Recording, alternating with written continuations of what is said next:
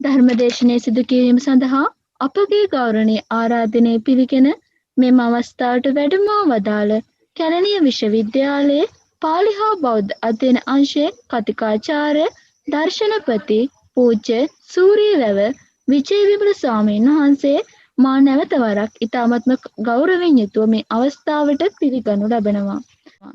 එසේනම් අප දැන් ධර්මයේ ශ්‍රවණය සඳහා සම්බන්ධ වෙමු. අවසරයි ස්වාමීන් වහන්ස.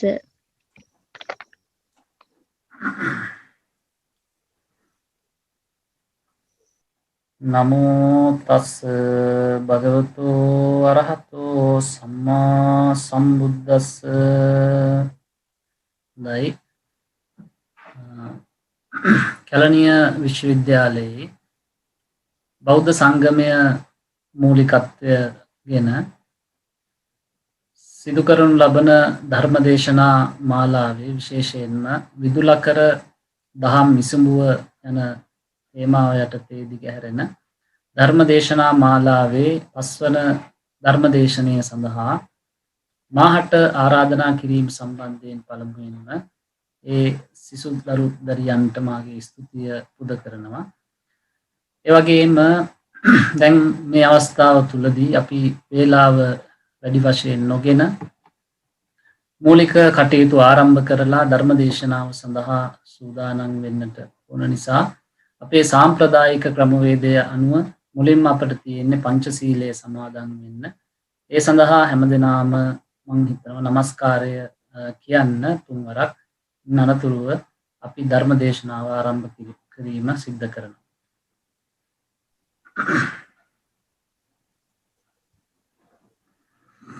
නමෝ තස් භගවතු වරහතෝ සම්මා සම්බුද්දස්ස. නමෝ තස් භගවතු වරහතෝ සම්මා සම්බුද්දස්ස. නමෝ තස් භගවතු වරහතෝ සම්මා සම්බුද්දස්ස. බුද්ධං සරණං ගච්ඡාමි. බුද්ධං සරණං ගච්ඡාමි. ධම්මං සරණං ගච්ඡාමි. ධම්මං සරණං ගච්ඡාමි. සංඝං සරණං ගච්ඡාමි.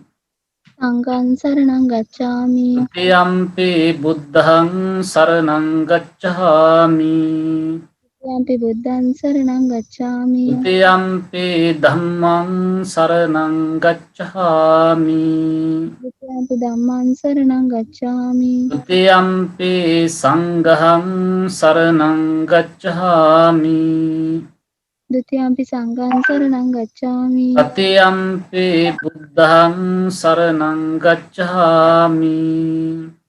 තතියම්පි බුද්ධං සරණං ගච්ඡාමි. තතියම්පි ධම්මං සරණං ගච්ඡාමි. තතියම්පි ධම්මං සරණං ගච්ඡාමි. තතියම්පි සංඝං සරණං ගච්ඡාමි. තතියම්පි සංඝං සරණං ගච්ඡාමි. සරණාගමනං සම්පුන්නං පානාතිපාතා වේරමණී සික්ඛාපදං සමාදියාමි. පානාතිපාතා වේරමණී සික්ඛාපදං අදින්නාදානා වේරමණී සික්ඛාපදං සමාදියාමි. අදින්නාදානා වේරමණී සික්ඛාපදං කාමේසු මිච්ඡාචාරා වේරමණී සික්ඛාපදං සමාදියාමි. මුසාවාදා වේරමණී සික්ඛාපදං සමාදියාමි. මුසාවාදා වේරමණී සික්ඛාපදං සුරාමේරය මජ්ජපමා දට්ඨානා වේරමණී සික්ඛාපදං සමාදියාමි. සුරාමේරය මජ්ජපමා දස්ථානා වේරමණී සික්ඛාපදං සමාදියාමි. සමන්ත චක්කවාලේසු අත්‍රා ගච්ඡන්තු දේවතා සද්ධම්මං මුනි රාජස් සුනන්තු සග්ග මොක්ඛදං ධම්මස්සවන කාලෝ අයං භදන්තා. ධම්මස්සවන කාලෝ අයං භදන්තා. ධම්මස්සවන කාලෝ අයං වදන්තා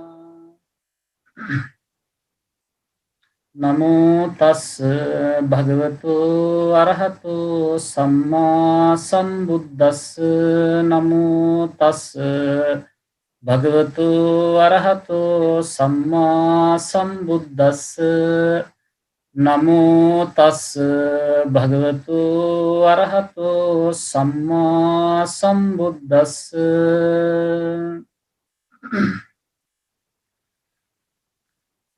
ගාරවෝච නිවාතෝච සන්තුට්ඨීච කතන්විතා කාලේන ධම්ම සවනං ඒතං මංගල මුත්තමං. මේ අවස්ථාවට වැඩමවා සිටින සියලුම මහා සංඝරත්නයන් අවසරයි. ඒ වගේම කැලණිය විශ්වවිද්‍යාලයේ සියලුම ශිෂ්‍ය දරු දැරියනි, ඒ වගේම මේ අවස්ථාවට සම්බන්ධ වන අනිකුත් සියලුම පින්වතුනි, අද දවසේ විශේෂයෙන්ම මේ ධර්ම දේශනාව පැවැත්වීමේ අරමුණු පැහැදිලි කිරීම සිද්ධ වුණා. අද දවසේ මාතෘකාව ලෙස අපි අද ධර්ම දේශනාව සිද්ධ කිරීමට බලාපොරොත්තු වන්නේ තුරුණුවියේ නැවතුමකට නොව ශක්තිමත් ඇරඹුමකට කොරෝනාව බුදුවැසින් කියන මේ මාතෘකාව තමයි අද මේ සිසු දරු දැරියන් අප ඉදිරියේ තබලා තියෙන මාතෘකාව වෙන්නේ. විශේෂයෙන්ම මා මේ පිළිබඳ කරුණු විමසනකොට දැනගන්නට ලැබුණා මේ COVID-19 වෛරස තත්ත්වය හමුවේ අපේ දූ දරුවන් ගෙවල් වලටම හිර වෙලා සංචරණ සීමාවන් නිසා ගෙවල් තුලම තමයි වැඩි කාලය ගත වෙන්නේ. ඒ නිසා මේ අයට මානසික වශයෙන් යම් සහනයක් ඇති කරගන්න, සමහර අය ජීවිතය පිළිබඳව ඉච්ඡා බංගත්වයටපත් වෙන්න අදහස් ඒ අතර තියෙන බව අපි දැනගන්නට ලැබුණා. ඒ වගේම අපි සමාජ මාධ්‍ය ආදීන් අපි ඒ බව දන්නවා, දකිනවා. නිරන්තරයෙන්ම මානසික සුවය කියන එක අද වෙන විට ටික ටික අඩු වෙන ස්වභාවයක් අපි දකිනවා. සාමාන්‍යයෙන් අද වෙන විට කොරෝනා රෝගීන්ගේ ලෝක ව්‍යාප්තිය ගත්තොත් එහෙම 18 කෝටියකට පමණ ප්‍රමාණයක් ඉන්නවා.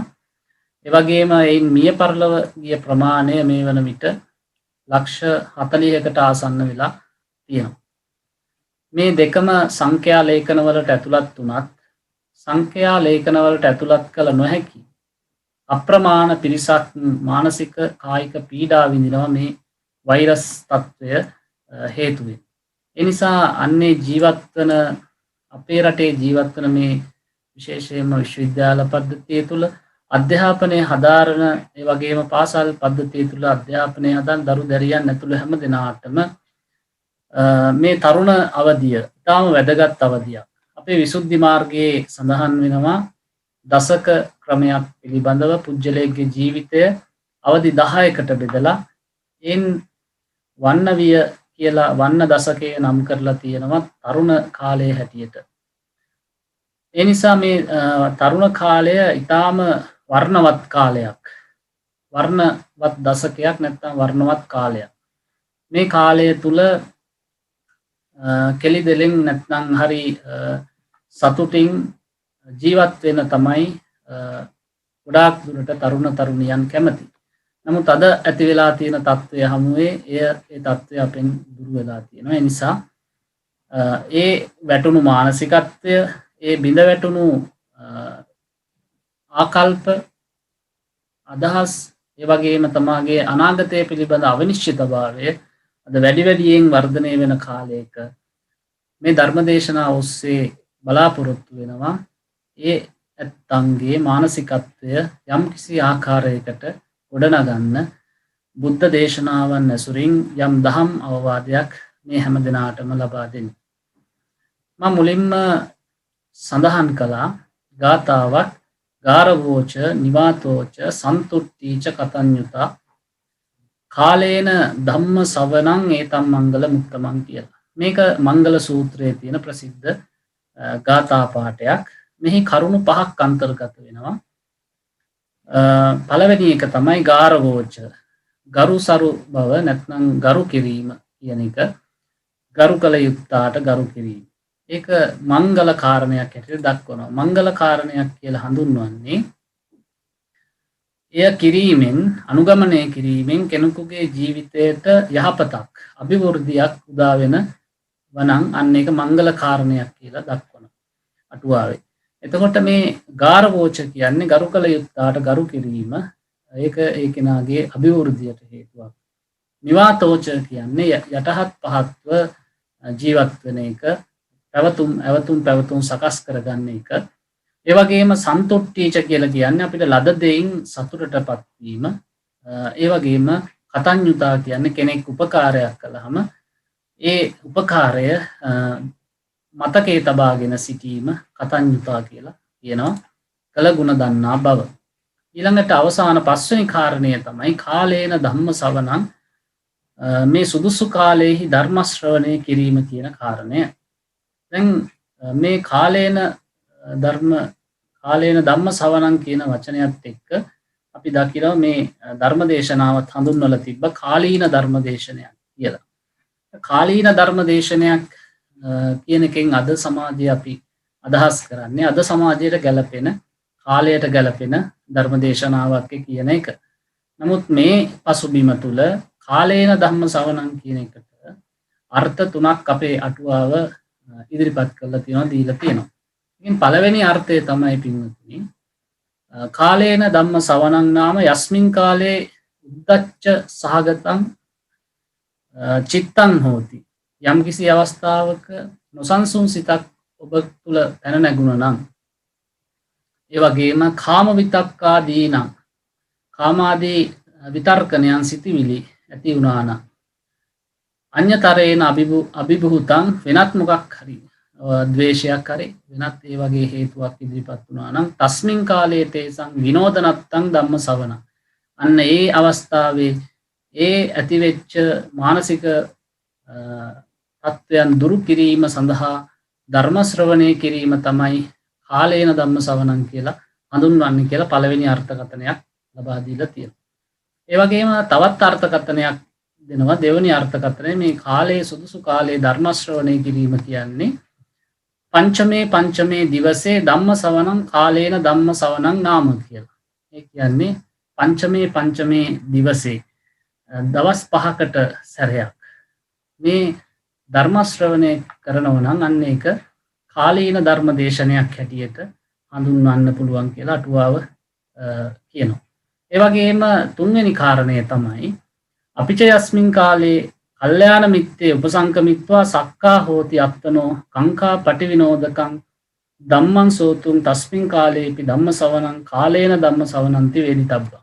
මේකෙනුත් කියනවා යම්කිසි ධර්මයේ පිළිබඳව යම්කිසි සැකයක් හටගත්තා නම් අන්නේ වෙලාවේදී කල්යාණ මිත්‍රයෙකු වෙත ගිහිල්ලා, ඒ කියන්නේ මේ ධර්මයේ පිළිබඳව දන්න කෙනෙකු ළඟට ගිහිල්ලා තමන්ට ඇතිවෙච්ච සැකය පිළිබඳව සාකච්ඡා කරන එක, ඒ ගැන විමසන එක, ඒකත් කාලේන නැත්නම් සුදුසු කාලයේහි ධර්ම ශ්‍රවණය කිරීම කියලා සඳහන් වෙනවා. එතකොට මේ අර්ථකථනය අනුව අද සිද්ධ කරන මේ ධර්ම දේශනාවත් මේ පින්වත් හැම දෙනාටම ඉතාම වැදගත් වෙන කාලීන ධර්ම දේශනයක් බව අපිට පැහැදිලිව කියන්න පුළුවන්.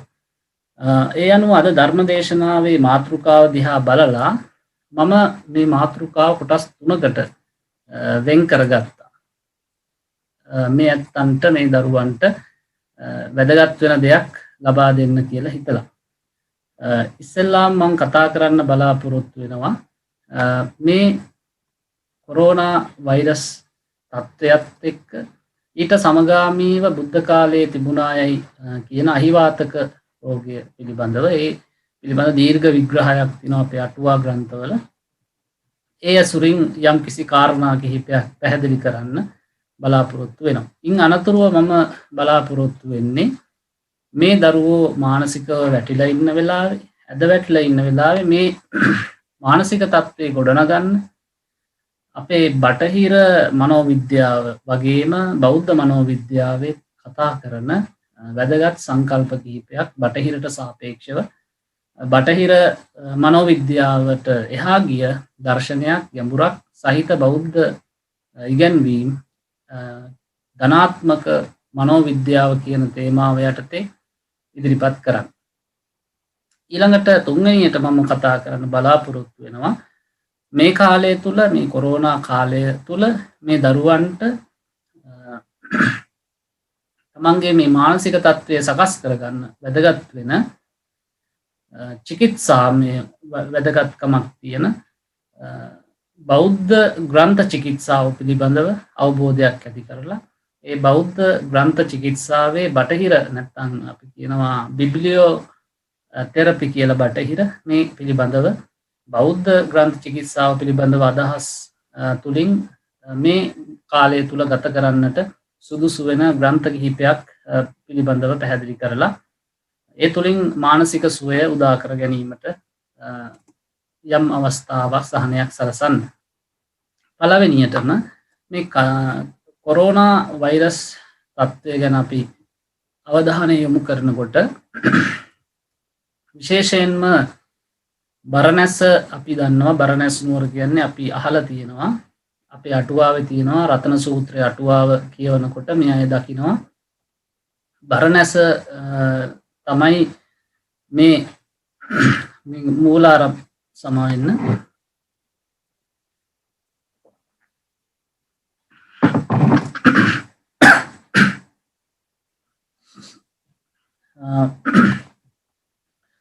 බරණැස බාරාණසියන් ඉසිපතනේ මිගදායේ කියලා අපේ පළවෙනිම සූත්‍රයේ ධම්සක් පැවතුම් සූත්‍රය තුල සඳහන් වෙනවා. මේ පළවෙනි ධර්ම දේශනාව පැවැත්වුණේ බරණැස කියන එක. මේ බරණැස එක්තරා පැරණි කාලේ බුදු රජාණන් වහන්සේ ලෝ පහළ වෙන්න කලින් බරණැස කියන ප්‍රදේශයේ රජතුමා රජ කෙනෙක් ඉඳලා තියෙනවා. ඒ රජතුමාගේ අගමෙහිසියට දරු ගැබක් පිහිටනවා. ඉතින් මේ බව රජතුමාට දැන්නුවහම රජතුමා ඒ සඳහා අවශ්‍ය කරන කටයුතු පිළියෙල කරලා දෙනවා. ඒ අනුව දරුවා ප්‍රසූත කරන්න සමීප වෙනකොට ඒ අගමෙහිසිය සූතිකාගාරයට නැත්තම් ඒකට පාලියෙන් කියන්නේ විජායනගරන් කියලා. මේ විජායනගරයට නැත්තම් සූතිකාගාරයට එක් කරගෙන යනවා. ඊට පස්සේ උදෑසන කාලේ මේ අගමෙහිසිය තමන්ගේ දරු ප්‍රසූතිය සිද්ධ කරනවා. අටුවාව දක්වනවා අපේ අටුවා බණ පොතේ සඳහන් වෙනවා පුඤ්ඤවතීනම් පච්චූස සමේ ගබ්බ උට්ටානං හෝති කියලා. ඒ කියන්නේ මේ පින්වත් තැනැත්තියන් තමයිලු උදෑසන කාලේ දරුවන් බිහි කරන්නේ. ඉතින් මේ කාන්තාව මේ අගමෙහිසියත් දරුවෙක් බිහි කරනවා උදෑසන සමයේ. නමුත් අවාසනාව කියන්නේ මේ තැනැත්තිය බිහි කරපු දරුවෙක් නෙවෙයි මස් වැදැල්ලක්. ඉතින් මේ කාන්තාව මේ අගමෙහිසිය කලබල වෙනවා. මේක රජතුමා දැනගත්තොත් අපවාදයක් අහන්න වෙයි කියලා බයේ වහාම කරන්නේ පෙට්ටිය එක දාලා රාජ්‍ය මුද්‍රා සහිතව ආරක්ෂිතව මේක ගඟක පා කරලා අරිනවා. ඊළඟට මේ ගඟේ කෙළවරක ඉන්න එක්තරා මේ ගඟ ඇසුරු කරගෙන ඉන්න තාපසයෙක් උදෑසනම නැගිටලා මේ ගංගාවට එනකොට අර ඈතින් එන පෙට්ටිය දැකලා අර පෙට්ටිය අරගන්නවා පංසු කූල සංඥාවෙන්. ඒ කියන්නේ කිසියම් කෙනෙකුගේ අයිතියක් නැති දෙයක් කියන සංඥාවෙන් තමයි අරගෙන ඇරලා බලනකොට මේක ඇතුලේ මස් වැදැල්ලක් තියෙනවා දරු ගැබක් වගේ. ඉතින් මේක මෙතුමා දකිනවා මේ ගඳක්වත් ඒ වගේම වෙනත් ගඳ ගහන්නවත් නරක් වෙලාවක් නැහැ. ඒ නිසා අරගෙන ගිහිල්ලා පිරිසිදු ස්ථානයක තියෙන දරු ගැබක් කියලා හිතලා. අඩමාසයක් ගත වෙනකොට මේ මස් වැදැල්ල දෙකක් වෙනවා. ඒ කියන්නේ මස් වැදලි දෙකක් බවට පත් වෙනවා. ඊළඟට නැවත අඩමාසයක් වෙනකොට එක් මස් වැදැල්ලක පිලක පහක් පංච පිලකා කියලා කියන්නේ පිලක පහක් හට ගන්නවා. ඒ පිලක පහෙන් අර ඇස් කන්න ආසාදී ඉන්ද්‍රියයන් හටගෙන මේ විදියට ඊළඟට තවත් අඩමාසයක් ගත වෙනකොට සුවර්ණ බිම්ම සදිසෝ ධාරකා ඒකා ධාරිකා හොසි කියලා මේ රන් රුවන් බඳු රන් රුවක් බඳු දරුවෙක් සහ දැරියක් හටගන්නවා. මේක දැකපු තාපසයට දරු සෙනෙහස ඇති වෙනවා. දරු සෙනෙහසින් ඒ දරුවන් පෝෂණය කරන්න පිණ්ඩපාතය යනවා. මේක දිගටම මේ විදිහට තාපස්තුමා කරගෙන යනවා. මේ දරුවන්ගේ විශේෂත්වයක් තියෙනවා පින්වතුනි.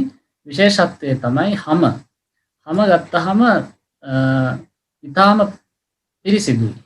ඒ නිසා තේසං යං උදරං පවිට්ටං තං සබ්බං මණිභාජනගතං වියදිස්සති කියලා අටුවාව කියනවා. අර මණික් භාජනයකට දැම්ම වගේ පේනවා යමක් බඩට උදරයට යනකොට. එවන් ලිච්ඡවි අහේසුන්. ඒ නිසා මෙයාට ලිච්ඡවි කියලා නම වැටෙනවා මේ දරුවන් දෙදෙනාට. ඒකට හේතුව තමයි අර ඒ තරම් හැම පිරිසිදුව පේන නිසා.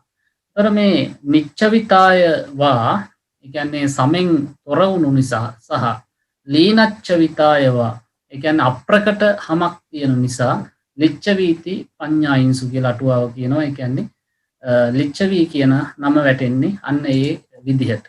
එතකොට මේ ලිච්ඡවි කියන දරුවන් හැදෙනවා. දරුවන් පෝෂණය කරන්නේ මේ තාපසතුමා පිණ්ඩපාතේ ගිහිල්ලා හරි අමාරු මේ කටයුත්ත දකිනවා අසල ඉන්න ගොපලු ගමක පිරිස. ඔවුන් දකිනවා දැන් තාපසතුමා තමන්ගේ අරමුණ වෙච්ච ආධ්‍යාත්මික කටයුතු කරගන්න බැරුව අපහසුවෙන් ගත කරන්න කියලා දැනගෙන අපි මේ දරුවන් දෙදෙනා හදා වඩා ගන්න කැමතියි කියලා ප්‍රකාශ කරනවා. ඒ වෙලාවේ තාපසතුමා කරුණු තුනක් කියනවා මේ පිරිසට. එකක් තමයි මේ දරුවා දෙදෙනා හොඳට පෝෂණය කරන්න රැක බලා ගන්න. දෙවැනි එක තමයි තරුණ කාලය ආවට පස්සේ වුන් දෙදෙනා විවාහ කරලා දෙන්න. තුන්වෙනි එක තමයි පස්ගෝ රස. දැන් මේ අය ගොපලු ජනතාවක් නිසා පස්ගෝ රස තියෙනවා. කිරි දීකිරි වෙඬරු ගිතෙල් මෝරු කියන මේවා. මේ පස්ගෝ රස රජතුමාට දීලා ඒ ප්‍රදේශේ රජතුමාගෙන් භූමියක් වෙන් කරලා අරගෙන ඒ භූමියේ මේ කුමාරය අභිෂේක කරලා මේ දෙන්න විවාහ කරලා දෙන්න කියලා තමයි ඔය කියන කරුණු තුන තමයි කියන්නේ. ඒ විදිහටම අර ගොපලු පිරිස ගම්මානි පිරිස මේ විදිහට කරනවා. එතකොට මේ ගොපලු දරුවන් එක්ක තමයි මේ දරුවන් දෙදෙනා හැදෙන්නේ. එතකොට මේ ප්‍රදේශය අපි දන්නවා මේ ලිච්ඡවින් වාසය කළේ වජ්ජි කියන ප්‍රදේශේ. එතකොට මේ වජ්ජි කියන නම හැදෙන්න නිර්මාණය වෙන්නේ ඒකටත් යම් කිසි පදනමක් තියෙනවා කියලා අටුවාවේ පැහැදිලි කරනවා. එතකොට මේ දරුවොත් එක්ක සෙල්ලම් කරනවා. ගොපලු දරුවොත් එක්ක සෙල්ලම් කරමින් හැදෙන්නේ. එහෙම හැදෙනකොට එක දරු පිරිසක් එක්ක සෙල්ලම් කරනකොට වාද විවාද ඇති වෙනවා. ඒ අතර ගැටුම් ඇති වෙනවා. ඒ ගැටුම් අතරදී මේ දෙදෙනා අර අනිත් ගොපලු දරුවන්ට පහර දෙනවා. පහර දුන්නාම ඒ අය අඬාගෙන ගිහිල්ලා දෙමව්පියන්ට කියනවා. දෙමව්පියෝ බලනවා මොකද්ද මේකට හේතුව?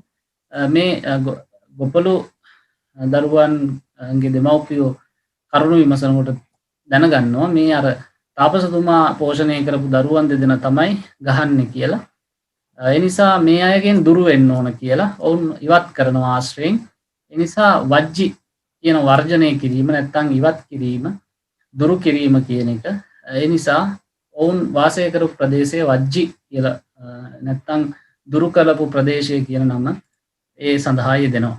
එතකොට මේ විදිහට ගොපල්ලු අර තාපසතුමාගේ අවවාදය අනුව ගොපලු ජනතාව පින්වතුනි අර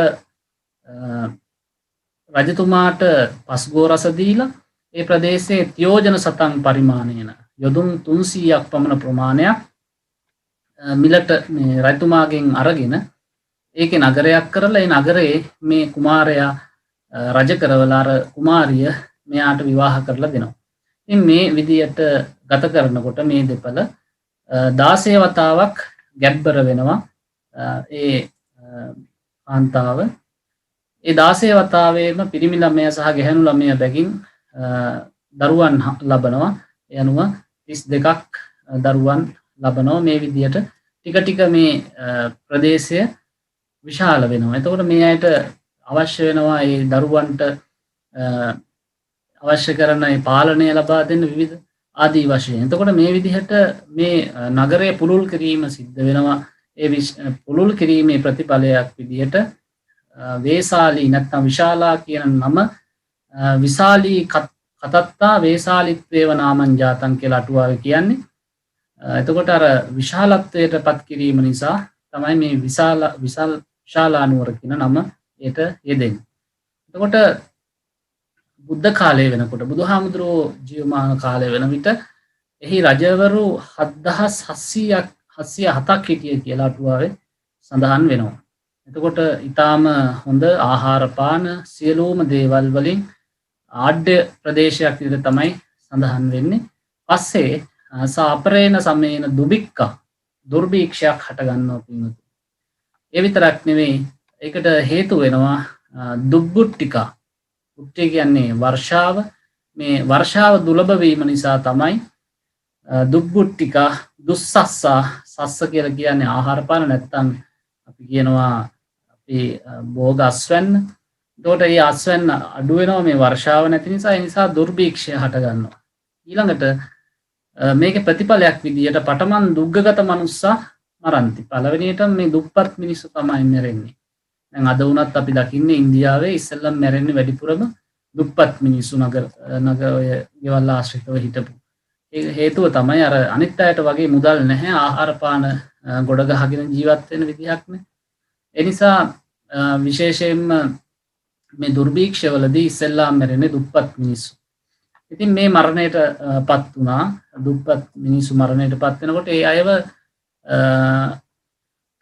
කරන දේ තමයි මේ තේ බහිද්දා ජඩ්ඩෙන්ති. ඒ කට්ටිය නගරේ සීමාවෙන් ඉවතට කරනවා. ඒ කියන්නේ නගරෙන් ගෙනහිල්ලා දානවා පැත්තකට. ඊට පස්සේ මතමනුස්සානං කුණුපගන්දේන අමනුස්සා නගරම් පවිසින්සු. මෙන්න මේ මැරිච්ච මිනිස්සුන්ගේ මිනී ගඳට අර අමනුස්සයෝ නගරයට එන්න පටන් ගන්නවා. එතකොට දැන් දුර්භීක්ෂ බය නැත්නම් ආහාර පාන නැති බය ඇති වෙලා තිබුණ මේ නගර මිනිස්සුන්ට ලිච්ඡවීන්ලට ඊළඟට අලුතින් එන ගැටලුව තමයි බය තමයි මේ අමනුස්ස බය. අර මරණ මිනිමස් ගඳට ආපු අමනුෂ්‍ය. ඊළඟට තතෝ බහුතරා මරන්ති. ඒක ඊට පස්සේ වැඩි වැඩියෙන් මැරෙන්න පටන් ගන්නවා. ඊළඟට තාය පටිකූලතාය සත්තානං අහිවාත රෝගෝ උප්පජ්ජි. දැන් ඔන්න මේ ඒ පිළිකුල නිසාම සත්වයන්ට අහිවාතක කියලා රෝගයක් වැළඳෙන්න පටන් ගන්නවා. එතකොට මේ අහිවාතක කියන රෝගය හැදුනහම මේ අයට තව බියක් හට ගන්නවා. ඒ තමයි රෝග බිය. එතකොට දුර්භීක්ෂ බිය, ඊළඟට ඇති වෙනවා අමනුස්ස බය බිය, ඊළඟට රෝග බිය කියන මේ තුන් බිය හට ගන්නවා. මේ විදිහට යනකොට ඒ ප්‍රදේශයේ ඉන්න ධනවත්තු ඒ බලවත් උදවිය රැස් වෙලා කල්පනා කරනවා අපි මීට කලින් 7 වෙනි රාජකුලේ කියන්නේ රාජකුල 7ක් ගිහිල්ලා තියෙනවා මේ දක්වා. හැබැයි එක කාලෙකවත් මේ වගේ විපතක් වෙලා නැහැ. මේකට හේතුව මේ රජතුමාගේ අධාර්මික බව. මේ රටේ පාලනය කරන රජතුමාගේ අධාර්මික බව නිසා තමයි මේ වගේ එකක් උනේ කියලා ඔවුන් සාකච්ඡා කරනවා. මේ සාකච්ඡාවට රජතුමා සම්බන්ධ වෙනවා. සම්බන්ධ වෙලා රජතුමා කියනවා පුළුවන් නම් ඔප්පු කරන්න මගේ තියෙන අධාර්මික බව කියලා ඒක හොයන්න කියලා කියනවා. ඉතින් මේ විදිහට හොයනකොට ඒ බව හොයාගන්න නැත්නම් රජුගේ අධාර්මික බව කියන එක හොයාගන්න බැරි වෙනවා ඇත්තටම. ඊට පස්සේ පින්වතුනි මේ අය කල්පනා කරන වෙනත් විකල්පයකට යන්න. ඒ කියන්නේ බුදුහාමුදුරුවෝ පිළිබඳව ඔවුන්ගේ අදහස් ඇති වෙනවා වඩම්මන්න. ඉතින් ඒ විදිහට තමයි ඔය සිදුවීම මේ බුද්ධ කාලයේ වෙච්ච සිදුවීම අපේ අටුවාවේ කෙටියෙන් මම සඳහන් කළේ. තව කරුණු තියෙනවා. ඔය විදිහට තමයි වාර්තා වෙන්නේ. ඒතර මේ අහිවාතක කියන රෝගය ගැන අපි අවධානය යොමු කරනකොට අපේ පාලි භාෂාවෙන් අහි කියලා කියන්නේ සර්පයාට, වාත කියලා කියන්නේ වායුවට. එතකොට මේ සර්පයන්ගෙන් හටගත් විෂ වායුවක් කියන එක තමයි සාමාන්‍යයෙන් අපි අහලා තියෙන්නේ අපි ඔය පොතපත බලනකොට අපිට දකින්න ලැබෙන්නේ. එතකොට එක අවස්ථාවක මම දැක්කා අපේ විශ්‍රාමලත්න ජ්‍යෙෂ්ඨ මහාචාර්ය අපේ සුමනපාල ගල්මංගොඩ ඇදුරුතුමන් මේ දොරමඩලා සංවාදයකට එකතු වෙච්ච අවස්ථාවක ප්‍රකාශ කරනවා මේ අහිවාතක කියන්නේ සර්ප විෂ නෙවෙයි ඇත්තට මෙතන අහිතවාත කියලා තමයි මේක යෙදිලා තියෙන්නේ නැත්නම් වාතය දූෂණය වීමෙන් හටගත්ත වෛරස් තත්ත්වයක් කියලා එතුමා සඳහන් කරා. ඉතින් ඒ අදහසත් අපිට පිළිගන්න පුළුවන්. අනිත් අදහසත් අපිට පිළිගන්න පුළුවන්කම තියෙනවා අද වාර්තා වෙලා තියෙන කොරෝනා වෛරසයේ තත්ත්වයන් දිහා බලනකොට. ඊළඟට පින්වතුනි අපි දන්නවා මේ තව වචනයක් තියෙනවා මේ අහි කියන වචනය මුල් වෙලා හැදිච්ච ජන කොට්ටාසයක් ඉන්නවා අහිගුන්ටික කියලා. මේ අහිගුන්ටික කියන ජනතාව නිතරම කරන්නේ නාගයන්, පිඹුරන් වගේ සත්තු, ඒ වගේම රිලවුන් වගේ සත්තු දමනය කරලා අල්ලලා ඒ අයව පුහුණු කරලා විවිධ ක්‍රීඩාවන් කරන්න පුහුණු කරලා ඒ තුලින් තමන් යම්කිසි මුදලක් ජනතාව ඉන්න අතරතර ගිහිල්ලා ඒ දේවල් පෙන්නලා මුදලක් හරියම්බ කරගෙන ජීවත් වෙන ස්ථීර නිවාසයක් නැති සංචාරක ජීවිතයක් ගත කරන පිරිසක් තමයි ඒ පිරිස. එතකොට මේ අහි ගුන්ටික කියනකොට ඒ අය මේ සර්පයන් විතරක් නෙවෙයි විවිධ සත්තු ඇත්තටම ඔවුන් එකතු කරන. එතකොට සමස්තයක් විතර ගත්තාම ඉතින් අදහස් කරන්න මම උත්සාහ කළේ මේ සර්පයන් විතරක් නෙවෙයි මේ තිරිසන් සත්තු කියන එක අහිගුන්ටික කියන වචනයට ඇතුළත් වෙනවා කියන අදහස. එතකොට මීට අමතරව අපි දන්නවා ධර්මසේන හාමුදුරුවෝ තමන්ගේ අර දඹදෙනි යුගයේ පොළොන්නරු යුගයේ කාලිංග මාග ආක්‍රමණයෙන් පස්සේ ඇති වෙලා තිබුණු විද්වත් සියලුම දෙනා ඝාතනය කළා, පොතපත විනාශ කළා කාලිංග මාග ආක්‍රමණය. ඒකේ ප්‍රතිඵලයක් විදිහට නූගත් සමාජයක් නිර්මාණය වුණා. ඒ නූගත් සමාජය උගත් බුද්ධිමත් නැත්නම් ධර්මාවබෝධය ලබා දෙන්න ධර්මසේන හාමුදුරුවෝ රචනා කළා සද්ධර්ම රත්නාවලිය. මේ සද්ධර්ම රත්නාවලිය කියන පොතේ පින්වතුනි කුම්භඝෝෂක කියන කතාවස්තුවක් තියෙනවා. මේ කුම්භඝෝෂක කතාවස්තුවේ ඉතාම පැහැදිලිව මේ අහිවාතක කියන රෝගය පිළිබඳව දක්වලා තියෙනවා. එහි දැක්වෙන විදිහට පළවෙනියට මේ ඒ රජගහ නුවර වාසය කරපු එක්තරා ධනවත් සිටුවරයෙක්ට මේ අහිවාතක රෝගය වැළඳෙනවා. ඉතින් ඉස්සෙල්ලාම මේ අහිවාතක රෝගය හැදුනහම ඉස්සෙල්ලම මැරෙන්නේ ඒ ගෙදර ඉන්න මැසි මැස්සන් ආදී සත්වයන්. ඊළඟට කකුල් 4ක් තියෙන අපි සුනක ගව ආදී සතුන් මැරෙන්න පටන් ගන්නවා. අවසානයේ තමයි ගෙදර ඉන්න අය මැරෙන්නේ. එතකොට දැන් මේ රෝගය වැළඳිච්ච මේ රජගහ නුවර සිටුවරයා තමන්ගේ පුතාට මේ දෙන්නම ආදරෙන් කතා කරලා පුතේ අපි දැන් අනිවාර්යයෙන්ම මැරෙනවා. ඔයා තාම පොඩි. ඔයාට තාම ජීවත් වෙන කාලය තියෙනවා. ඒ නිසා අපි ඔබ වෙනුවෙන් මේ මෙච්චර 40 කෝටියක් ධනය එකතු කරලා අහවල් තැන අපි අරන් තියලා තියෙනවා. ඔබ දැන් මේ බිත්තිය බිඳගෙන ගිහිල්ලා ජීවිතේ ගලවාගෙන නැවත පස්සේ කාලෙක ඇවිල්ලා මේ මුදල අරගෙන සුවසේ ජීවත් වෙන්න කියලා කියනවා. ඒ විදිහට මේ දරුවා ගිහිල්ලා පස්සේ කාලේ ඇවිල්ලා ඒ ධනය ලබනවා. එතකොටත් මේ අපිට පැහැදිලි වෙනවා මේ අහිවාතක කියන රෝගය සම්බන්ධයෙන් සඳහන් වෙනවා. මේ කරුණුත් එක්ක අපි බැලුවාම වූහාන් කියන නගරයේ ඇත්තටම මත්ස්‍යාගාරයක් ආශ්‍රිතව තමයි මේ චීනයේ මේක වෛරසය වාර්තා වුණා කියලා අපි දන්නේ අහලා තියෙන්නේ. එතකොට ඒ විශේෂයෙන්ම මත්ස්‍යාගාරය කියන්නේ සත්ව වෙළඳාම ආශ්‍රිතව තමයි මුලින්ම මේ සම්බන්ධයෙන් පරීක්ෂණ ආරම්භ වුණේ. ඒ නිසා මේ සත්වයන්ට සම්බන්ධ යම්කිසි වෛරසයක් වෙන්න පුළුවන් කියන එක අපිට මේ බෞද්ධ ඉගැන්වීමත් එක්ක අපිට යම්කිසි දුරකට අනුමාන කරන්න පුළුවන්. නමුත් තාමය අවිනිශ්චිත තත්ත්වයක තියෙන්නේ. කොහොම හරි අද වෙනකොට මේ තත්ත්වය නිසා ලෝකයේ ඉන්න ගොඩක් ජනතාව විශේෂයෙන්ම අපේ රටේ ජනතාව මානසිකව අද වැටීමකට ලක් වෙලා තියෙනවා. ඉච්ඡා බංගත්වයන්ට පත් වෙලා තියෙනවා. ඒ වගේම නිතරම අපිට ඇති වෙන ආතතිය, විෂාදය, ප්‍රමතය වගේ තත්ත්වයන් නිරන්තරයෙන්ම වැඩි වෙලා තියෙනවා අද පවුල්වල. ඒ නිසාම ගැටලු මතුවෙනවා. ගැටුම් නැති වෙනවා. මේ තත්ත්වයන් අපි දකිනවා. ඒ නිසා මම දැන් දෙවනි අදියර විදියට දෙවනි කොටසට එනවා. මේ සඳහා පිළියමක් විදියට පින්වතුනි ඔබ හැම දිනාටම අර ග්‍රන්ථ චිකිත්සාව පිළිබඳව යම්කිසි කරුණු කිහිපයක් පැහැදිලි කිරීම සඳහා මේ බිබ්ලියෝതെරපි කියලා තමයි මේක බටහිර මනෝවිද්‍යාව තුළ සඳහන් වෙන්නේ. තෙරපි කියලා කියන්නේ චිකිත්සාව කියන එක, බිබ්ලියෝ කියලා කියන්නේ මේ බිබ්ලි කියන වචනය ග්‍රීක වචනයක්. ඊට කලින් මේ ඊජිප්තුවේ මේ සම්බන්ධයෙන් මම කියවලා තියෙනවා. ඊජිප්තුවේ වැවෙනවා පැපිරස් කියලා තන විශේෂයක්. ඒ තන වේලලා තමයි පේපර් නැත්නම් කඩදාසි හදන්නේ. ඒ නිසා තමයි ඒකට පේපර් කියන ඉංග්‍රීසි වචනේ පාවිච්චි කරන්නේ. ඊළඟට මේ ඊජිප්තුවේ හැඳින්වෙන මේ පැපිරස් ග්‍රීසියේ හඳුන්වන්නේ බිබ්ලොස් කියලා. බිබ්ලොස්.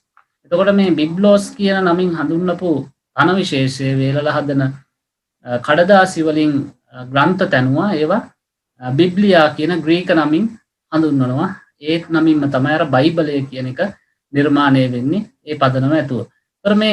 මෙන්න මේ ග්‍රන්ථ චිකිත්සාව සම්බන්ධයෙන් කතා කරනකොට ඉතාම වැදගත් අපේ මනෝ වෛද්‍ය විද්‍යාවට අනුව කෙනෙකුගේ මානසික ගැටලුවක් නැත්තම් මානසික තත්ත්ව දැන් චිකිත්සාව කියන වචනේ සමහරු මානසික ප්‍රතිකාරය කියන එක ඇත්තටම රෝගී තත්ත්වයක් ඇති වෙන්න ඕනේ නැහැ. ඊට කලිනුත් පින්වතුනි අපිට මේ කෙනෙකුට රෝගයක් ඇති නොවෙන්නත් පාවිච්චි කරන්න පුළුවන් කියලා අපේ ආයුර්වේදයේ සඳහන් වෙනවා.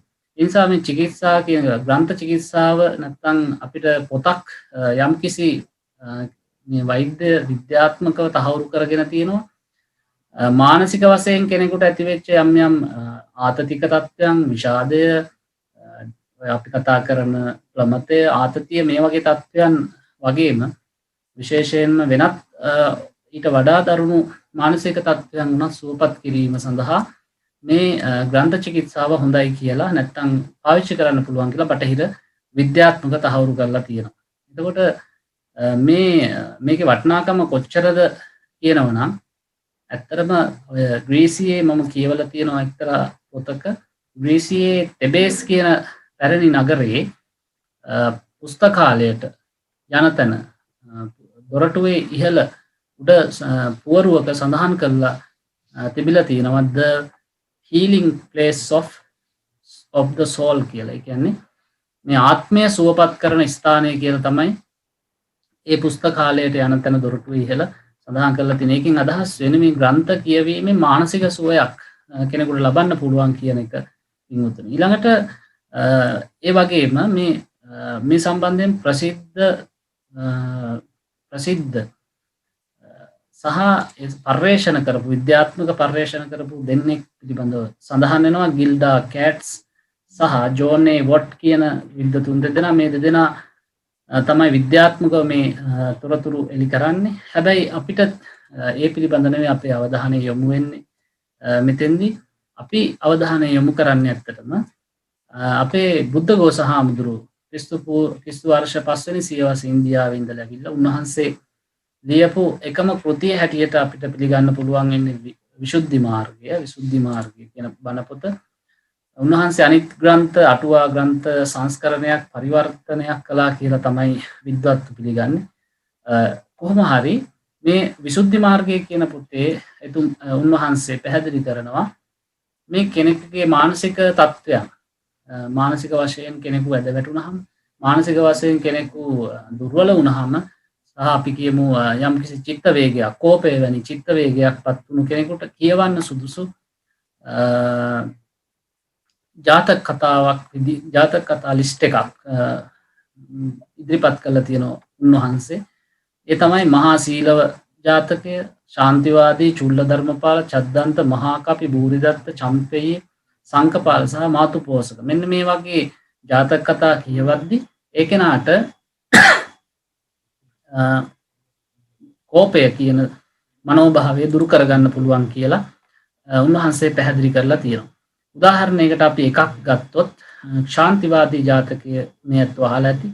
කුරුණ්ඩක බෝධිසත්වතුමා ඉන්නේ කසීරට කලාබු රජතුමාගේ උයනේ වැඩ ඉන්නකොට නාටිකාංගනාවන් සමග බීමතින් එනවා මේ කලාබු රජතුමා තමන්ගේ උද්‍යානයට එනකොට ඇවිල්ලා එතන ටික වෙලාවක් යනකොට මේ රජතුමාට නිින්ද යනවා තමන්ගේ නාටිකාංගනාවගේ උකුලේ. ඒ අතර අනිත් නාටිකාංගනාවන් අර බෝසත්තුමා වෙත ගිහිල්ලා බණ අහනවා. ඉතින් මේ බණ අහනකොට අර කාන්තාව උකුලේ ඉන්න කාන්තාව මේ රජතුමාට ඇහැරවනවා. ඇහැරුවාම රජතුමා අහනවා අනිත් අය කොහෙද කියලා. බලනකොට ඒ අය බණ අහනවා කියලා දැකලා එතෙන්ට ගිහිල්ලා මේ තාපසතුමාගෙන් අහනවා රජතුමා ඔපි කුමනවාදීද?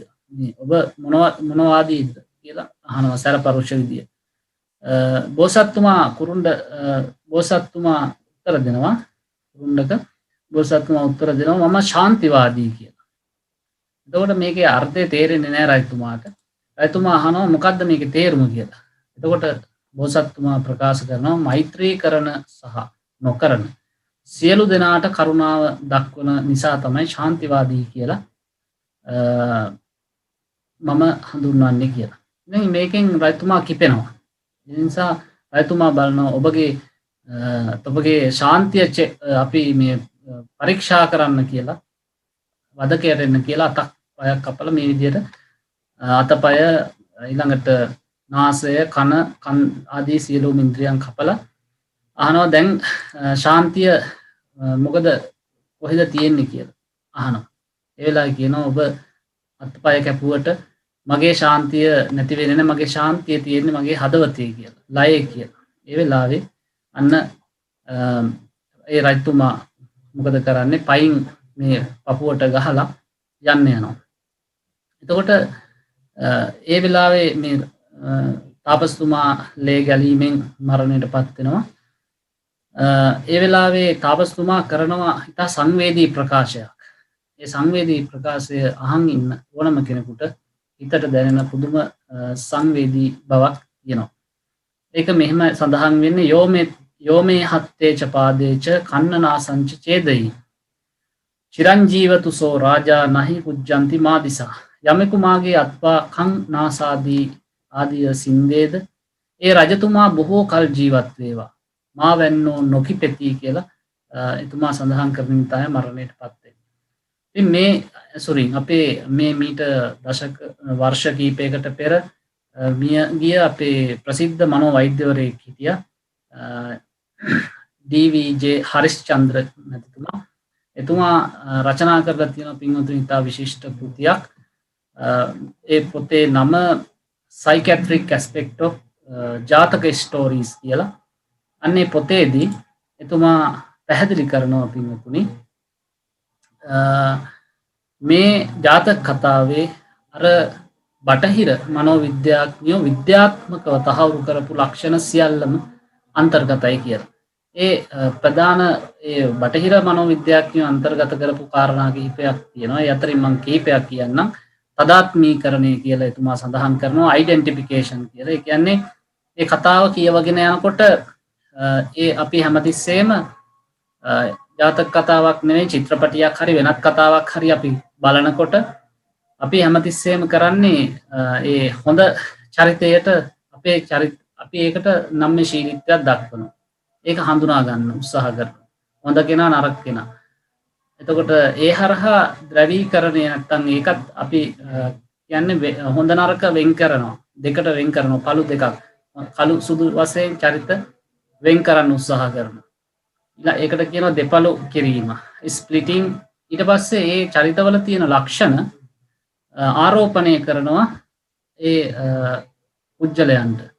එතකොට මේ විදියට මේවා තව ලක්ෂණ තියෙනවා පින්වතුනි. ඒ ලක්ෂණ අනුව අපි ටික කාලයක් මේ විදියට ග්‍රන්ථ කියවනකොට අර තමන් තුළ තියෙන විෂාදය, ක්ලමතය, ඒ වගේ මානසික තත්ත්වයන් ඉබේම අඩු වෙන බව ඔවුන් විද්‍යාත්මකව තහවුරු කරලා තියෙනවා. ඒ සඳහා ඔවුන් සාක්ෂි ඉදිරිපත් කරලා තියෙනවා. ඒ නිසා මේ ග්‍රන්ථ චිකිත්සාව අපි දන්නවා ඉස්සර අපේ බණ මඩුවේ විවිධ බණ පොත් ජාතක කතා පොත කියවනවා. ජාතක කතා පොතේ තියෙන වටිනාකම අපි ඒ තරම් වටිනවා. ඒ කියන්නේ ඒ දුප්පත්ම පැලැන්තියේ ඉඳලා ඉහළම රාජ පරම්පරාව දක්වා චරිත කතා මේ ජාතක කතා පොතේ අන්තර්ගත වෙනවා.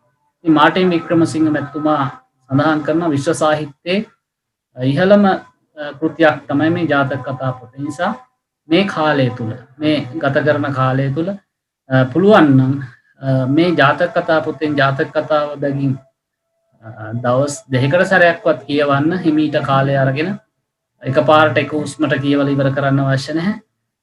එකපාරටම ටිකක් කියවන්න කම්මැලි හිතනකොට ඒක එතනින් මතක තියාගෙන ඊළඟට වෙන වැඩකට යොමු වෙලා ආයෙමත් කියවන්න. ඒ විදිහට හිමීට මේ ජාතක කතා කියවන්න ඒක තේරුම් ගන්න උත්සාහ කරන්න.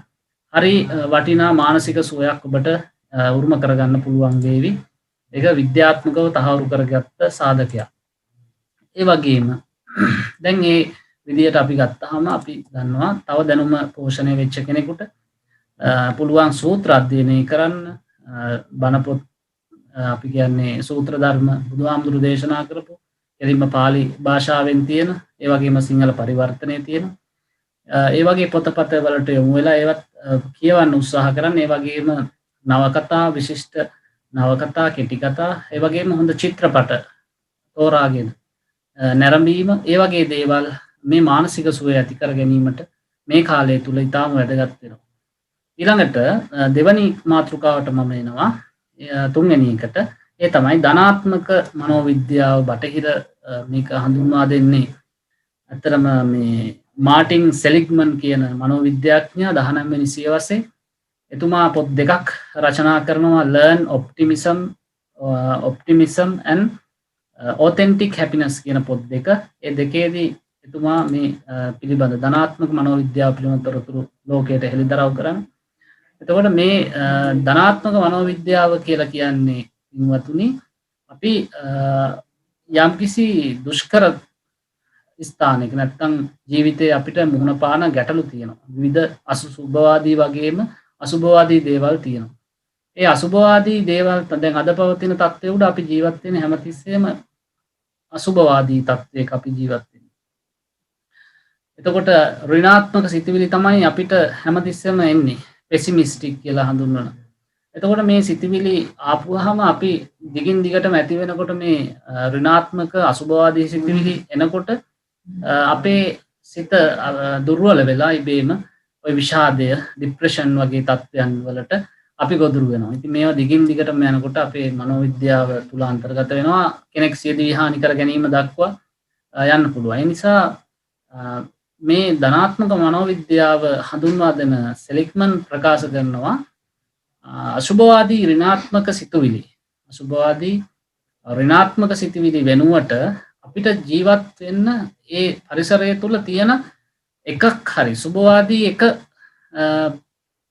හරි සිතුවිල්ලක් ගොඩනගාගෙන ඒ ඔස්සේ අපි අපේ සුභවාදී පැත්ත ගොඩනගා ගන්න ඕන මනස තුල. සුභවාදීව නැත්නම් ධනාත්මක ඔප්ටිමිස්ටික් thoughts ඇති කර ගන්න ඕන. ඒ හරහා අපිට ඇති වෙන්නේ අර pessimistic නැත්නම් ඍණාත්මක සිතුවිලි ඇතිවීමේ ප්‍රතිඵලයක් විදිහට ડિප්‍රෙෂන් නැත්නම් විෂාදය වගේ තත්ත්වයන් ඇති වෙනවා වගේම සුභවාදී ධනාත්මක චින්තනය දේවල් අපි හිතනකොට ඉබේම අපේ mental health නැත්නම් මානසික සෞඛ්‍ය ඉබේම ගොඩනගින්න පටන් ගන්නවා. ඒ නිසා මේක තමයි ඒ ධනාත්මක මනෝවිද්‍යාව කියලා ලෝකයට හඳුන්වා දෙන්නේ. මම කෙටියෙන් සඳහන් කළේ. ඉතින් මේ පිළිබඳව අපේ ඩී.වී.ජේ හරිස්චන්ද්‍ර මනෝවෛද්‍යතුමා psychiatric aspect of birth stories Jataka stories කියන පොතේදී එතුමා පැහැදිලි කරනවා පින්වතුනි මේ මජ්ක්‍ධිම නිකායේ තියෙන පුන්නෝවාද කියලා සූත්‍රය. මේ පුන්නෝවාද සූත්‍රය තමයි මේ සඳහා තියෙන හොඳම නිදර්ශනය කියලා අපේ බෞද්ධ මනෝවිද්‍යාව බෞද්ධ ධනාත්මක සංකල්පයේ සම්බන්ධයෙන්. එතකොට මේකෙදි බුදුහාමුදුරුවෝ ළඟට ඇවිල්ලා උපදේශයක් ඉල්ලනවා පුන්න හාමුදුරුවෝ. එළ බුදුහාමුදුරුවෝ දෙන අවවාදය තමයි සුණාපරන්ත යන්නේ කොහාටද කියලා. අනු මේ උපදේශය අරගෙන කොහාටද යන්නේ ඔබ? කියන සුණාපරන්ත දේශේ. සුණාපරන්ත දේශේ ඉන්න මිනිස්සු හරීම මේ රෝධ පිරිසක්. ඒ කියන්නේ පොඩ්ඩක් ඇති ගහ ගන්න බැන ගන්න එහෙම එන පිරිසක්, සැඩපරුස පිරිසක්. ඒ වගේ අය එක්ක ඉන්නකොට මේ ඔබ මේ ධර්මය අහලා ගිහිල්ලා ඔබට ඉන්න පුළුවන්ද? ඒ වෙලාවේ ඔන්න පැහැදිලි කරනවා බැරි වෙලා හරි සුණාපරන්ත වැසියෝ ඔබට බැන්නොත් ඔබ මොකද කරන්නේ? ඒ වෙලාවේ පිළිතුරු දෙනවා බැන්නොත් අනේ මට අතින් පයින් ගැහුවේ නැහැනේ කියලා ඉවසනවා. ස්වාමීන් ඊට පස්සේ බැරි වෙලා හරි අතින් පයින් පහර දුන්නොත් ඒ විදියට ඊළඟට ප්‍රකාශ කරනවා මට අතින් පයින් ගැහුවේ නැති වුණාට ගැහුවට මට ආයුධයකින් ප්‍රහාර දුන්නේ දණ්ඩකින් පහර දුන්නේ නැහැනේ කියලා සතුටු වෙනවා කියලා. ඒ වගේම දණ්ඩකින් පහර දුන්නොත් මට ආයුධයකින් පහර දුන්නේ නැහැ කියලා මම සතුටු වෙනවා. ඒ අය හරිම හොඳ පිරිසක් කියලා මම හිතනවා කියලා කියනවා. බැරි වෙලා හරි ආයුධයකින් පහර දුන්නොත් එතකොට කියනවා මරණයටපත් කළේ නැහැ කියලා මම ඔවුන් පිළිබඳව සතුටු වෙනවා. බැරි වෙලා හරි ඔවුන් මරණයටපත් කළොත් ඔබ මොකද කරන්නේ? ඒ වෙලාවේ පුන්නහාමුදුරු දෙන උත්තරේ තමයි ඔබ වහන්සේගේ ශ්‍රාවකයෝ තමන් මරන්නට කෙනෙක් ඉන්නවද කියලා හොය හොය ඉන්නේ. ඇයි? මේ මෛත්‍රිය මේ තරම් මෛත්‍රී සහගත පිරිසක් තමයි බුදුහාමුදුරුවන්ගේ ශ්‍රාවකයෝ. එතකොට එහෙම හොය හොය ඉන්න අතරේ මට එහෙම කරනවා කියන්නේ කවුරු හරි ඒක මට නිකම්ම ලැබුණු ඉතා හොඳ අවස්ථාවක් කියලා හිතලා මම ඒක බාර ගන්නවා. ඒ මරණය වුණත් මම බාර ගන්නවා කියලා පුන්නහාමුදුරුවෝ ඒ වෙලාවේ බුදුහාමුදුරුවෝ අගය කරනවා. පුන්නහාමුදුරුවන් අගය කරලා කියනවා ඔබ අත්‍යන්තයෙන්ම සුදුසුයි මේ ගමනට සුණාපරන්තයට යන්න ඔබ සුදුසුයි කියලා බුදුහාමුදුරුවෝ දෙනවා. ඉතින් මෙතන මේ පැහැදිලි කරේ පින්වතුනි අර ඉන්න බෑ තමන්ට ගැටලු තියෙන තැනක ඉන්න බෑ බයිනවා නම් ගහනවා නම් ඒවා දරාගෙන ඉන්න අමාරුයි. නමුත් ඒ තුල තමන්ට නොකරපු දේවල් ගැන හිතලා සතුටු වෙනවා. කරපු දේවල් ගැන හිත දුක් වෙන එක තමයි අපි කරන්නේ. හැබැයි අම්මා මට බැන්න හරි තාත්තා මට අනුපද කිව්වා හරි මොනවා හරි එක්ක බයිනවා නැත්තම් ගහනවා නැත්තම් මේ ප්‍රශ්න ඒ වගේ අපි දන්නවා මේ විවිධ ප්‍රශ්න තියෙනවා පෞල් ජීවිතවල. ඉතින් මේ ප්‍රශ්න වලට වලදී අපි හිතන්නේ හැමතිස්සෙම මේ ප්‍රශ්න දිහා මේ ප්‍රශ්නවල තියෙන දේවල් විතරයි. හැබැයි අපි ඉතින් එහා අපිට තියෙන දේවල් ගැන අපි හිතුවොත් අපිට නොකරපු දේවල් ගැන අපි හිතලා ධනාත්මකව අපි හිතුවොත් අපි මනස ලෙඩ වෙන්නේ නැහැ. ඒ නිසා මනස සුවපත් කරගන්න පුළුවන්. මනස හොඳින් තියාගන්න පුළුවන්. ඒ නිසා මේ ධනාත්මක පැත්ත තමයි අපි වර්ධනය කරන්න ඕනේ. ඒකට හොඳම උදාහරණය තමයි අපේ මේ පුන්නවාද සූත්‍රය කියලා ඩී.වී.ජේ හරිශ්චන්ද්‍ර මැතිතුමා සඳහන් කරා. ඊළඟට දැන් මම කෙටි කතාවක් කියන්නම්. තා පොඩි වෙලාවක් තියෙන අපිට අපේ ජන සමාජයේ තියෙන කතාවක්. මේ වනේ මේක කවියකින් මම කෙටියෙන් කියන්නම්. වනේ ගිංජිදාය දුටුවොත් වනසාය ලිඳේ පනිදාය වැටුනොත් ඌකාය අතකින් කර වැලකි අතකින් දඬු බෑය මරණ තුනක් ඇති මිනිසෙක් පැණිකෑය කියලා ප්‍රකාශ මේ කවියක් තියෙනවා. මේකෙදි වෙන්නේ කැලේට යන මිනිස්සෙක් පස්සේ අලියෙක් පන්නගෙන එනවා. මේ මිනිස්සයා දුවනකොට පරණ කපපු ලිඳකට ඇදගෙන වැටෙනකොට වැල් දෙකක් හම්බ වෙනවා අතට. ඒ වැල් දෙකේ එල්ලෙනවා. එල්ලිලා බලනකොට මේ පේනවා වනේ ගිනිදාය දුටුවොත් වනසාය. දැන් උඩට නැග්ගොත් එහෙම අලිය ගහනවා. අලිය ගහලා මැරෙනවා. ලිඳේ පනිදාය වැටුනොත් ඌකාය. දැන් ලිඳර යට බැලුවහම යට ඉන්නවා එනේ පුප්පගෙන නායක ලිඳර වැටුනොත් නායක කනවා. අතකින් කර වැලකි අතකින් දඬු බෑය. දැන් එක අතකින් අල්ලගෙන ඉන්න වැලේ කරවලෙක් අහුවෙලා ඉන්නේ. බැරි වෙලා හරි අත බුරුල් වුණොත් මොකද වෙන්නේ? කරවලා කාලා එහෙන් මරණයටපත් වෙනවා. අනිත් අතේ දඬු බෑය. අනිත් අතේ වැල එල්ලිලා ඉන්න වැලේ මී වදයක්. දැන් ඒකත් මිරිකිලා අතත් එක්කම. දැන් එතකොට ඒ මිරිකිච්ච මී පැණි ටික අත දිගේ බේරෙනවා. මේ ඔක්කොම අමතක කරලා මේ මිනිස්සු කරන්නේ මොකද්ද? පැණි කන එක. පැණි ටික කනවා මොන දේ උනත් කමක් නැහැ කියලා. ඉතින් අර මේ ධනාත්මකව හිතන කෙනෙකුට මරණ තුනක් අතේ තියාගෙන පැණි කන්න පුළුවන්ද කියන ප්‍රශ්නේ අපිට එනවා. ඒ නිසා ධනාත්මක චින්තනය අපිට මේ වෙලාවේ අත්‍යවශ්‍ය වෙනවා. මානසික වශයෙන් ගොඩනගෙන්න මේ තියෙන ව්‍යසන හමුවේ. ඒ වගේම මේ මම තව එක උදාහරණයක් අපේ සූත්‍රයකින් අරගත්තා. ඒ තමයි අතීතං නානුසෝ චෙන්තෝ නප්පජප්ප මනාගතං පච්චුප්පන්නේන යාපෙන්තෝ සන්තුට්ඨෝති පෞච්චතිති. මේක මේ ගාථාව ඉතාම වැදගත් එකක්. අපි හැමෝටම මේක තමයි ඇත්තරම අපි ජීවත් වෙනවා කියලා කළ යුතු දේ. මොකද්ද?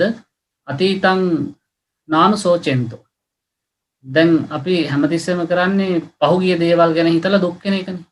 හැබැයි බුදුහාමුදුරුවෝ කියනවා කවදාවත් පහුගියපු දේවල් වෙච්ච දේවල් ගැන හිත දුක් වෙන්න එපා. ඒක දැන් වෙලා ඉවරයි. නැවත හරවන්න බෑ.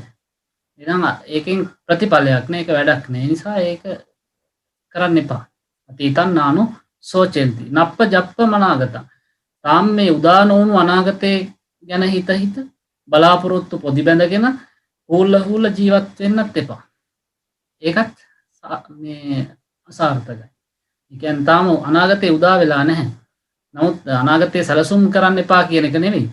අනාගතේ උදා නොවුණු අනාගතය ගැන අනවශ්‍ය විදියට අපේ මිනිස්සු බලාපොරොත්තු පුදි බැඳගෙන වර්තමානයේ සතුට නැති කරගෙන තියෙනවා. ඒකයි මේ බුදුහාමුදුරුවෝ දේශනා කරන්නේ පච්චුප්පන්නේන යාපෙන්තු. මේ වර්තමාන මොහොතේ හරි සතුටින් ලැබෙන විදියට කාලා ඇඳලා ජීවත් වෙන්න, වර්තමානයේ තුල හොඳට සතුටින් ජීවත් වෙන්න. සන්තුට්ඨෝති පෞච්චතිති. අන්න ඒ කෙනා තමයි සතුටින් ජීවත් වෙච්ච කෙනා කියලා කියන්න පුළුවන් වෙන්නේ කියලා සඳහන් කරනවා. ඒ නිසා මෙන්න මේ ධනාත්මක දේවල් එක්ක බුදුදහමේ තියෙන මේ ධනාත්මක දේවල් එක්ක මේ COVID-19 කොරෝනා වසංගතයත් එක්ක අසරණ වෙලා පීඩා විඳින ඔබ සියලුම දෙනාගේ මානසික සුවය ගොඩනගා ගන්න මේ දේවල් පිළිබඳ අවධානය යොමු කරලා ධනාත්මකව හිතන්න පුරුදු වෙන්න, ධනාත්මකව හිතලා තමන්ගේ ජීවිතය සාර්ථක කරගන්න. මේ තරුණ කාලය මේක නැවතුමක් නෙවෙයි, අර කියන වගේම සාර්ථක ආරම්භයක් බවට පත් කරගන්නට ඔබ සියලුම දෙනාට සියලුම යෝධ බල යෝධ ශක්තිය ලැබේවා කියලා අපි ප්‍රාර්ථනා කරනවා. හැම දිනාටම තෙරුවන් සරණයි. ධර්මදේශනයේ සිදු කළ කැලණිය විශ්වවිද්‍යාලයේ පාලි හා බෞද්ධ අධ්‍යයන අංශයේ කතිකාචාර්ය දර්ශනපති පූජ්‍ය සූරීවැව විජය විමල ස්වාමීන් වහන්සේට මාගේ පාද නමස්කාර පූර්වක ස්තුතිය පුද කර සිටිනවා. කොරෝනා හමුවේ නොසැලී අපේ ඉලක්ක කරා ළඟා වන මාර්ගය සොයා ගන්නට ඔබ වහන්සේ අපට ලබා දුන් ඒ ධර්මාවබෝධය අප ඉතාමත්ම අගය කොට සලකනවා. කොරෝනා වෛරසය හමුවේ රටම අක්‍රියව පවතිනා වූ මෙවන් වකවානුවක ඔබ වහන්සේ අපේ ආරාධනය පිළිගෙන වැඩමවීම අප ලදෝ භාග්‍යයක් කොට සලකනවා. මෙලෙස සාම්ප්‍රදායික ක්‍රමයෙන් බැහැරව සූම් තාක්ෂණයේ ඔස්සේ කටයුතු කිරීම හේතුවෙන් ඔබ වහන්සේට යම් අපහසුතාවයක් සිදු වූවා නම් ඒට අප නැවත වරක් සමාව අයද සිටිනවා. කොරෝනා හමුවේ නැවතීමට නොව හේතුඵල දහම, අටලෝ දහම ආදී ධර්මතාවයන්ට අනුව සිතමින් බුදු දහමින් ඕදන් ලබන්නට විදුලකර දහම් ඉසඹුව පස්වන අධියර සමගින් සූම් තාක්ෂණය වගේම මුහුණපොත හරහා අපහා එක් වූ සැදැහැති ඔබ සියලු දෙනාටම බෙහෙවින්ම ස්තුතියි. COVID-19 වෛරසය හමුවේ ඔබත් ඔබගේ ඉලක්ක අතහැර දැමුවෙකු නොවෙමින් සෞඛ්‍ය ආරක්ෂිත පිළිවෙත් අනුගමනය කරමින් ඔබට ඔබේ ඉලක්ක අරමුණු වෙත ගමන් කිරීමට අවශ්‍ය ශක්තිය, ධෛර්ය, වාසනාව ලැබේවායි අපි ප්‍රාර්ථනා කරනවා. එසේනම් එම ප්‍රාර්ථනය සමගින් අදට අප වැඩසටහන අවසන් කරමු. සියලු දෙනා සෞඛ්‍ය ආරක්ෂිතව කටයුතු කරන ලෙස නැවත වරක් මතක් කර සිටිමින් අප සමුගන්නවා. ඔබ සියලු දෙනාටම තෙරුවන් සරණයි.